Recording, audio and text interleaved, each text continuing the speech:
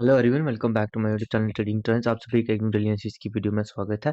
चलिए शुरू करते हैं। निफ्टी 15 ने जो फाइनल क्लोजिंग दी है वो दी है 24,484 पे। और निफ्टी 50 अगर आप देखो तो कल की क्लोजिंग से आई लगभग ये प्लस 270 पॉइंट्स ने पॉजिटिव में क्लोजिंग की है। कल भी इसने अच्छा खासा क्लोजिंग किया था, लगभग 200 पॉइंट प्लस में क्लोजिंग की थी। और आज भी इसने 270 पॉइंट इसने पॉजिटिव में क्लोजिंग की है। देखो इंपॉर्टेंट ये रहने वाला है कि मैं जैसे आपको बता रहा था कि जो 24,500 का लेवल है काफ़ी स्ट्रॉन्ग लेवल है। बिल्कुल इसके बिल्कुल नज़दीक जाके क्लोजिंग किया है। हाँ, फाइनल क्लोजिंग में थोड़ा बहुत फ़र्क आता है, बट जो उसने मार्केट ने जो ऐसे लास्ट क्लोजिंग किया वो इसके ऊपर ही की है, बट फाइनल क्लोजिंग कहीं ना कहीं 24,484 के नीचे की है। जो इंपॉर्टेंट चीज़ रहने वाली है कि कहीं ना कहीं इसका जो आज का हाई है लगभग 24,537 का रहने वाला है, और हाई के बिल्कुल इसने पास ही क्लोज किया है। देखो अब कल के लिए सबसे इंपॉर्टेंट रहने वाला है, कल हमारे लिए काफ़ी इंपॉर्टेंट डे रहेगा, क्योंकि यूएसए के जो इलेक्शन है वो भी आ चुके हैं, उनका रिजल्ट आ चुका है। डोनाल्ड ट्रम्प कहीं न कहीं जीत चुकी हैं। अब देखते हैं मार्केट उस पे कैसे रिएक्ट करता है, क्योंकि ये न्यूज़ लास्ट के आवर में आई थी। पहले यूएसए मार्केट रिएक्शन देगी, उसके बाद कहीं न कहीं इंडियन मार्केट में हमें पता चलेगा कि मार्केट किस तरीके से। मेरे को लगता है मैक्सिमम तो गैप अप या गैप डाउन ही खुलेगा, या गैप अप अगर फेवरेबल रहेगा तो गैप अप खुलेगा, नहीं फेवरेबल रहेगा तो गैप डाउन खुलेगा।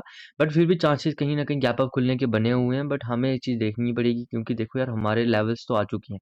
अगर कल निफ्टी 50 इसी लेवल के पास आके ट्रेड करे, हालाँकि जो पोजिशनल ट्रेडर है उनको क्या करना चाहिए, जो सेलर है वो अपनी एसएल काट सकते हैं या थोड़ा-सा वेट कर सकते हैं 1 दिन की क्लोजिंग का, उसके बाद अपने एसएल काट सकते हैं। बट कहीं न कहीं अगर आप देखो तो अब थोड़ा बाइंग साइड का मोमेंटम बन सकता है। अगर यहाँ पर थोड़ा सस्टेन करने के बाद ब्रेक आउट देता है तो कहीं न कहीं आपको लगभग 25,300 के लेवल आने वाले टाइम पे दिख सकते हैं। देखो आप ये नहीं बोल सकते कि नहीं दिखेगी, मैं थोड़ा पोजीशन लेके चल रहा हूँ।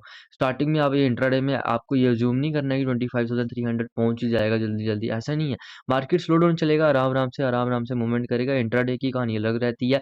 पोजीशनल ट्रेडर अलग तरीके से सोचते हैं, वो थोड़ा बड़ा सोचते हैं कि भाई मार्केट में आने वाले मंथ्स में क्या हो सकता है। तो उसके अकॉर्डिंग भी हमें सोचना पड़ता है। बीटीएस ट्रेडर कैसे सोचते हैं वो भी हमें सोचना पड़ता है, तभी जाके हम कोलैबोरेट करेंगे। जब हम चीज़ों को उनके माइंडसेट को समझेंगे, जब तक हम उनके माइंडसेट को नहीं समझ पाएँगे हमारे लिए काफ़ी दिक्कत होगी। क्योंकि फिर हमें जब हम ट्रेड लेंगे क्या पता वो ट्रेड चले या नहीं चले यार। कई बार क्या होता है कि कई पॉइंट्स ऐसे रहते हैं कि जैसे मान लो आज मैंने आपको बताया था कि निफ्टी 50 में ट्रेड नहीं लूँगा, बैंक निफ्टी में लूँगा। बट बैंक निफ्टी में मूवमेंट नहीं आई, उसका रीज़न क्या था? कहीं न कहीं अगर आप देखो एचडीएफसी ने बिल्कुल सपोर्ट नहीं किया। एचडीएफसी ने सपोर्ट इसलिए नहीं किया, वो सब मैं दिखाऊँगा फर्दर इस वीडियो में। फिलहाल अगर आप देखो तो निफ्टी 50 अगर हम 5 मिनट टाइम फ्रेम में चलते हैं, 5 मिनट टाइम फ्रेम में अगर आप जाके देखो तो थोड़ा-सा ये चीज़ हमारे लिए इम्पोर्टेंट रहने वाली है। 15 मिनट टाइम फ्रेम में अच्छा रहेगा। पहले थोड़ा-सा आपको मैं आज का दिखा देता हूँ कि आज निफ्टी 50 में क्या हुआ है। स्टार्टिंग से ही बाइंग प्रेशर बना हुआ था। मुझे लग रहा था कि मूवमेंट आएगी, बट काफ़ी ज़्यादा अगर आप देखो मैंने आपको पहले बोला था कि मूवमेंट काफ़ी ज़्यादा स्लो थी, स्लो एंड स्टडी मूवमेंट थी।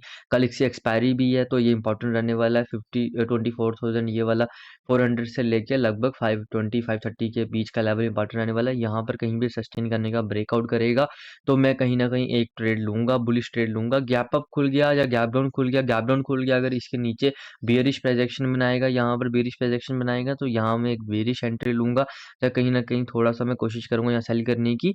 मेरे लिए थोड़ा-सा ट्रेंड यहाँ बेयरिश रहेगा। यहाँ इसके जब तक मार्केट यहाँ पर सस्टेन कर रहा है मेरे लिए ट्रेंड बुलिश रहेगा। इसके बीच कहीं भी अगर ट्रेंड करता है मार्केट तो मैं इसको अवॉइड करूँगा, टोटली मेरे लिए साइडवेज़ रहेगा। क्योंकि कहीं यहाँ पर बीच में डायरेक्शनल मूव मिलना थोड़ी रिस्की रहेगा। बट ये है कि एक चीज़ आपको समझनी पड़ेगी, जो बायर है उनके एसेल लगभग यहाँ लगे होंगे। अगर यहाँ पर सस्टेन करने का ब्रेकडाउन करता है तो फिर एक मूवमेंट आ सकती है। सेम केस रहने वाला अपसाइड में, अगर यहाँ पर सस्टेन करने का ब्रेकआउट करेगा तो यहाँ भी आपको एक बुलिश मूव देखने को मिल सकती है। बड़ा गैप अप या बड़ा गैप डाउन खुलेगा। गैप डाउन का मैंने आपको बता दिया। अब गैप अप खुलेगा तो आपको देखना पड़ेगा कि यहाँ पर सस्टेन कर रहा है, जो प्राइस एक्शन बन रहा है, क्योंकि प्राइस एक्शन अगर सस्टेन नहीं करेगा, हाँ गैप अप में भी अगर प्राइस एक्शन सस्टेन करेगा तो फिर भी मैं ट्रेड ले लूंगा। ऐसा नहीं है कि गैप अप अगर मार्केट यहाँ पर गैप अप खुलेगा और यहाँ पर बुलिश प्राइस एक्शन बनाएगा तो मैं ट्रेड नहीं लूंगा, मैं ट्रेड ले लूंगा। क्योंकि अगर आपको थोड़ा सा बिगर टाइम फ्रेम में चल के दिखाऊं, लगभग अगर हम 30 मिनट टाइम फ्रेम में देखें तो एक इम्पॉर्टेंट यहाँ पर मार्केट ने कंटिन्यूसली अगर आप देखो इसी लेवल पे यहाँ पर मार्केट आके सस्टेन करने की कोशिश कर रहा था, बट सेलर्स डोमिनेट कर रहे थे, लगभग इसको 3-4 बार इसको नीचे लेके आए। बट आज कहीं ना कहीं अगर आप देखो तो बायर ने नीचे से कोशिश की है और अपर एंड के पास आके क्लोजिंग करवा दी है। तो अब देखना पड़ेगा कि कल अगर अगर कल यहाँ पर बुलिश कोई प्रोजेक्शन बनेगा तो एंट्री ना लेना एक बेवकूफ़ी रहेगी। और क्वांटिटी भी अगर आप थोड़ी बड़ी रखोगे तो कोई प्रॉब्लम नहीं है, क्योंकि कहीं ना कहीं बुलिश सेंटिमेंट्स हैं मार्केट में भी। अगर आप देखो, जैसे मान लो यूएसए में एक्सपेक्ट कर रहे थे लोग, ज़्यादातर डोनाल्ड ट्रंप को एक्सपेक्ट कर रहे थे, तो पहले से ही मार्केट भी थोड़ा बुलिश है और कहीं न कहीं कंपोनेंट्स थोड़ा सेक्टर्स की तरफ ज़रूर जाना, क्योंकि सेक्टर एक इम्पोर्टेंट रोल प्ले करते हैं, उनको एक बार ज़रूर देख लेना। बैंक निफ्टी की तरफ अगर चलें तो बैंक निफ्टी को अगर हम देखें, जैसे मैंने आपको बताया, बैंक निफ्टी में मैंने जो एक्सपेक्ट करके चला था बट नहीं हुआ।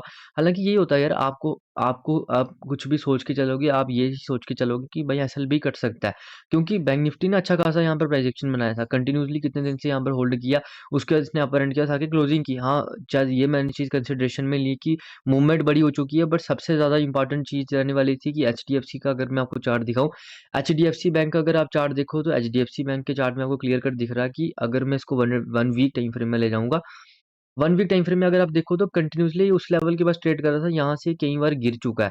तो वो चीज़ मैंने ध्यान में नहीं ली, क्योंकि अगर आप देखो तो ये यही लेवल था कंटिन्यूअसली, जब भी इसके पास आता है कहीं न कहीं एचडीएफसी गिरावट करता है, सेलर्स इसको नीचे ले आते हैं और कंटिन्यूअसली एचडीएफसी ने एक बहुत बड़ी रेंज बनाई है। तो उस चीज़ को मैंने कंसिडरेशन में नहीं लिया, जिसके कारण एचडीएफसी अगर आप सुबह से देखो तो एक एचडीएफसी बैंक था जो सुबह से ही बेरिश चल रहा था, लास्ट में इसने साइडवेज होके यहीं पर इसने क्लोजिंग कर दी। बट उसके चक्कर में क्या हुआ कि बैंक निफ्टी में मूवमेंट नहीं आई, बैंक निफ्टी के प्रीमियम नहीं बढ़े। बैंक निफ्टी के प्रीमियम नहीं बढ़ेंगे तो आपको पता ही है कहीं न कहीं कि अगर एचडीएफसी सस्टेन नहीं करेगा तो मूवमेंट में प्रीमियम नहीं बढ़ेंगे, प्रीमियम नहीं बढ़ेंगे तो ट्रेड लेके कोई फ़ायदा नहीं रहता। तो हालाँकि एक चीज़ आपको समझनी पड़ेगी कि ट्रेड बना भी नहीं है, तो इसलिए हमें कोई ज़्यादा इतनी प्रॉब्लम होगी नहीं। यहाँ पर एक थोड़ा-सा डाउन साइड का बना था, बट वही है कि बाकी सारे कंपोनेंट्स अगर आप देखो वो सारे बुलिश थे और एचडीएफसी अकेला बेरिश था, और एचडीएफसी का जो ट्रेंड था वो बुलिश था, तो उसको कंसिडरेशन में लेके मैंने आज कोई भी ट्रेड नहीं लिया। निफ्टी 50 में एक ट्रेड बना था लगभग 935 के पास, बट वो भी एक, इसमें भी एक प्रॉब्लम थी कहीं न कहीं, क्योंकि जो मूवमेंट थी वो स्लो रहने वाली थी, क्योंकि मार्केट कहीं न कहीं अभी उसका जो इम्पोर्टेंट लेवल था उसके नीचे था, तो वो चीज़ भी मैंने कंसिडरेशन में लेके उसमें ट्रेड नहीं लिया। बाकी अगर आप देखो तो बैंक निफ्टी के लिए कल के लिए 52,500 का level as a important level रहने वाला है, क्योंकि बैंक निफ्टी ने अच्छी खासी मूवमेंट की, उसके बाद एक रेंज बनाई, तो कल के लिए ये level as a important level रहेगा। एचडीएफसी अगर सस्टेन करता है, क्योंकि एचडीएफसी ने भी एक साइडवेज मार्केट बना लिया हुआ है, अगर उसको ब्रेकआउट करके वापस ऊपर साइड मूवमेंट कंटिन्यू करता है तो 52,500 एक इंपॉर्टेंट लेवल रहने वाला है। यहाँ से ब्रेकआउट करेगा तो आपको एक मूवमेंट देखने को मिल सकती है। बड़ा गैप अप या गैप डाउन खुल जाएगा तो फिर गैप डाउन के लिए मैं इस लेवल का देखूंगा 52,000 के पास क्या कर रहा है मार्केट, या 52,000 के साइकोलॉजिकल लेवल के पास देखूंगा किस तरीके से मार्केट रिएक्ट कर रहा है।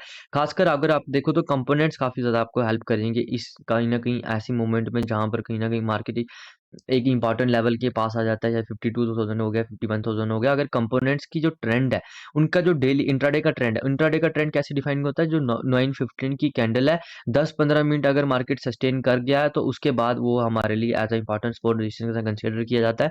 तो उसका जो ट्रेंड है, अगर मान लो 950 कैंडल के लो के नीचे पास ट्रेड कर रहा है और कहीं ना कहीं 52,000 के पास आके ट्रेड कर रहा है, तो अगर सारे कंपोनेंट्स का मतलब ट्रेंड कहीं ना कहीं बीरिश है, तो मैं वहां पर एक बीरिश ट्रेड लेने की सोचूंगा या सेलिंग ट्रेड लेने की सोचूंगा।